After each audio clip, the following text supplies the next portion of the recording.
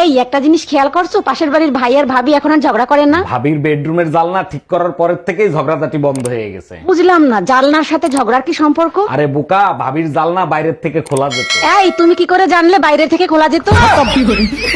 Bye bye, tata. এই শোনো, দারুণ একটা খুশির খবর আছে। 1 মিনিট পরে শুনতেছি, জরুরি একটা নিউজ পড়তেছি। তোমারটার থেকে আমারটা আরো জরুরি সংবাদ। আজকে আমার মা আর খালা আসতেছে। আবহাওয়ার পূর্বাভাস, ঝড়ের সাথে বজ্রপাত হবে। Bye bye, tata, good bye, Gaya.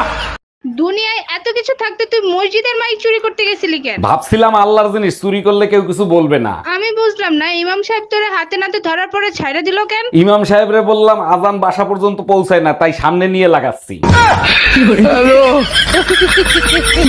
57, 58, 59, 60।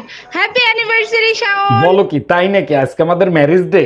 আরে হ্যাঁ, তুমি সবকিছু ভুলে যাও। আসো মিল্কি, এই উপলক্ষে 2 মিনিট নীরবতা পালন করি।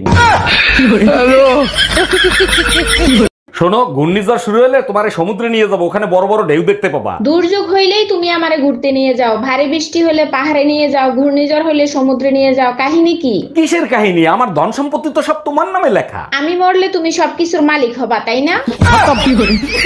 Bye bye, tata, good bye. আচ্ছা, তোমরা ছেলেরা বিয়ে করতে যাওয়ার সময় মুখ কেন ঢেকে যাও? তোমার খেয়ে দেয়ে কোনো কাজ নাই, কাটা গায়ে শুধু নুনের ছিটা দিতে ভালো লাগে, তাই না? আমি জানি ছেলেরা লজ্জায় লাল হয়ে যায়, তার জন্য, তাই না?